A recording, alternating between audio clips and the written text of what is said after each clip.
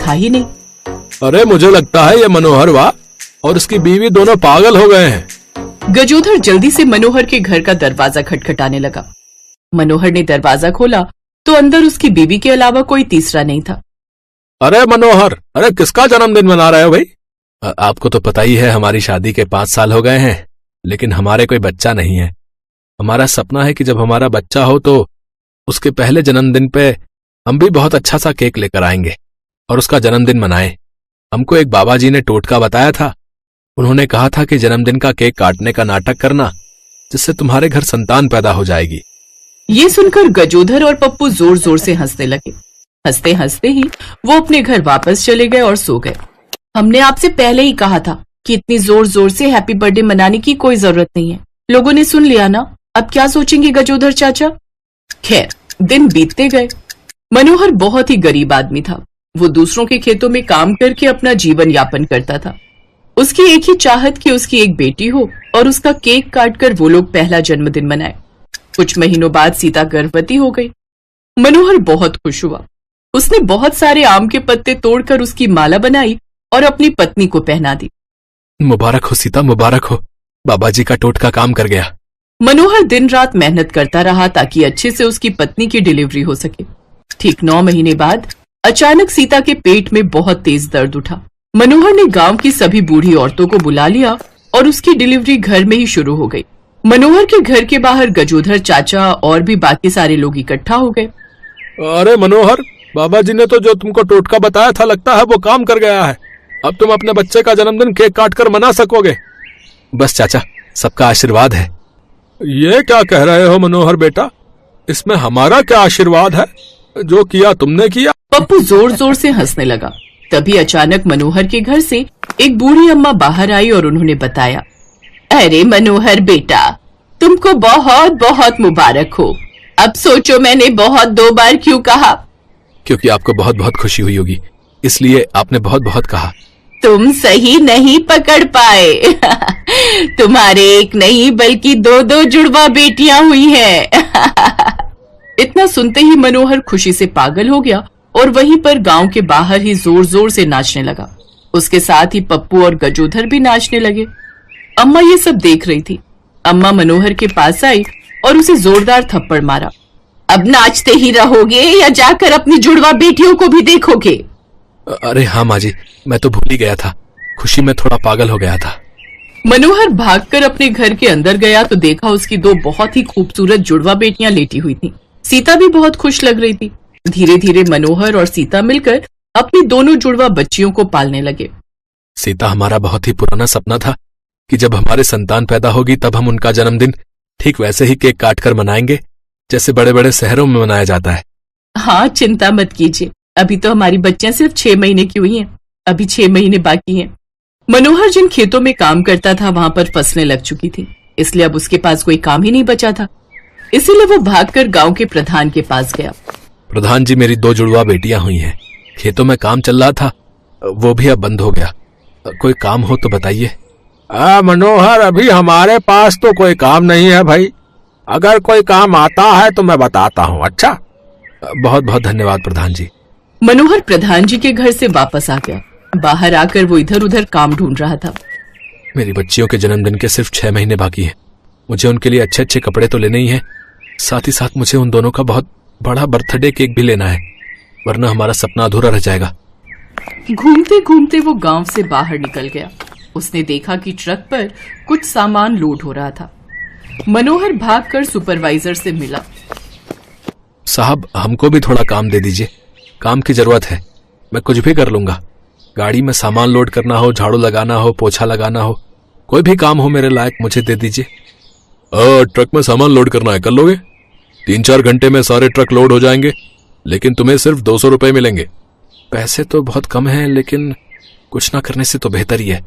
जब तक कोई अच्छा काम नहीं मिल जाता तब तक यही काम कर लेता हूँ। अरे क्या सोचने लगे? करना है तो करो, वरना यहाँ भीड़ मत लगाओ। अरे करना है साहब। मनोहर उसी वक्त उस ट्रक में बहुत ही भारी वजनदार बोरियां लोड करने लगा। उसने इतना भारी काम कभी नहीं किया था, इसलिए उसे बहुत थकावट लग रही थी। फिर भी वो काम करता ही जा रहा था। शाम को उसको 200 रुपए मिल गए, जिसे लेकर वो वापस आ गया। क्या हुआ? आप बहुत थके हुए लग रहे हैं, कहीं काम मिला या नहीं? हाँ, प्रधान जी के यहाँ तो कोई काम नहीं मिला। गांव से थोड़ी दूर पर ट्रक लोड हो रहा था, वहां एक हफ्ते के लिए काम मिला है। तो इस तरह मनोहर को कभी काम मिल जाता तो कभी नहीं मिलता। ऐसा करते करते अगले 6 महीने भी बीत गए और उन दोनों बच्चियों का पहला जन्मदिन आखिर आ ही गया। कल वो दिन आने ही वाला है जिसका हमने पिछले 5 सालों से इंतजार किया। कल हमारी दोनों बच्चियों का जन्मदिन है। आपको याद है ना, हमें भी केक काटना है, चाहे कुछ भी हो जाए। मनोहर का मुंह उतरा हुआ था, लेकिन जिसका इंतजार उसे पिछले 5 सालों से था, वो सपना वो टूटने नहीं देना चाहता था। चिंता मत करो सीता, मैं किसी भी कीमत पर अपनी बच्चियों का पहला जन्मदिन का केक जरूर काटूंगा। मनोहर के पास कुछ पैसे थे, वही पैसे लेकर वो बाजार चला गया। वहां पर उसने अपनी दोनों बच्चियों के लिए बहुत ही सुंदर सुंदर कपड़े खरीद लिए। कपड़े खरीदने के बाद उसके पास सिर्फ 200 रुपए बचे। अब इन पैसों से जाकर केक ले आता हूँ। मनोहर बाजार में ढूंढता ढूंढता एक केक वाली दुकान पर पहुंच गया। भैया जल्दी से कोई केक दे दो, मेरी 2 जुड़वा बच्चियों का जन्मदिन है कल। हाँ, ये लो, ये बहुत बढ़िया केक है, सिर्फ 300 का है। अब क्या आपके पास 200 तक का कोई केक नहीं है? अरे भाई साहब, जिंदगी में पहली बार किसी का जन्मदिन मना रहे हो क्या? है? जमाना बदल चुका है, ये 300 वाला केक सबसे सस्ता है। इससे सस्ता पूरे मार्केट में कहीं पर भी नहीं मिलेगा। मनोहर तुरंत भागकर दूसरी दुकान पर गया, लेकिन वहाँ 500 से नीचे का केक ही नहीं मिल रहा था। उसने पूरी मार्केट छान मारी, लेकिन कहीं पर भी उसको 200 में केक नहीं मिला। लगता है हमारा 5 साल का सपना आज टूट जाएगा। हम अपनी जुड़वा बेटियों के पहले जन्मदिन में केक काटना चाहते थे, लेकिन शायद वो अधूरा रह जाएगा।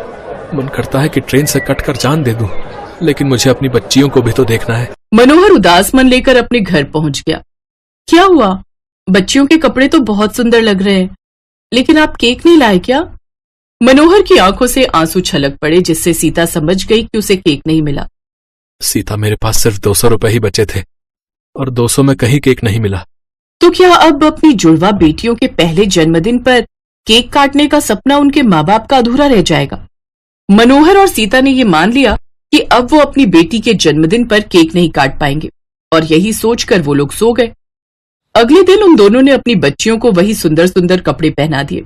दोनों की आंखों में आंसू थे, क्योंकि वो केक नहीं काट पा रहे थे। तभी वहां पर अम्मा जी आ गई। अरे आइए आइए अम्मा जी आइए। तुम लोग मुझे अम्मा जी कहते तो हो, लेकिन दिल से अम्मा जी मानते नहीं हो। ये ले सीता बेटा। इसमें क्या है अम्मा जी? हमारे बाल धूप में ही सफेद नहीं हुए, हमको लोगों का चेहरा पढ़ना आता है। हमको मालूम है तुम दोनों का सपना था अपनी बच्ची के जन्मदिन पर केक काटने का, लेकिन तुम लोग केक ला नहीं पाए। सीता बहू, हमारी भैंस ने 4 महीने पहले बछड़ा दिया था। हमने कल ही 2 किलो खोया बना लिया था। इसी खोया से तुम केक बना लो, इतना तो कर सकती हो ना। भला खोया से बढ़िया केक कहाँ मिलेगा? सीता ने जल्दी से उस खोया से बहुत अच्छा सा केक बनाया। मनोहर ने पूरे गांव को आमंत्रण दिया। उसके बाद सारे गांव वाले उन दोनों बच्चियों के लिए बहुत ही सुंदर सुंदर उपहार भी लेकर आए। तो इस तरह से बड़ी मुश्किल से मनोहर का अपनी बच्चियों के पहले जन्मदिन पर केक काटने का सपना अम्मा जी के द्वारा पूरा हो गया।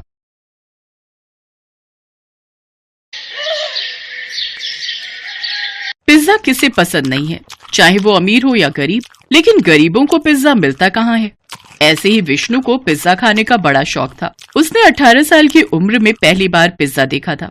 विष्णु गांव का गरीब लड़का था और 18 साल की उम्र में पहली बार पढ़ाई करने के लिए गांव से शहर आया था। पहले तो शहर की स्पीड और रास्तों से उसे बड़ा डर लगने लगा। ये शहर के लोग इतनी जल्दी में क्यों रहते हैं? गाड़ियाँ कितनी तेजी से निकलती हैं यहाँ। हमेशा चौकन्ना रहना पड़ता है। यहाँ तो मेरे लिए जीना बड़ा मुश्किल हो जाएगा। वो गांव से ही अपनी ड्रेस लाया था, कुर्ता और पजामा। कुर्ता पजामा पहनकर ही वो पहले दिन कॉलेज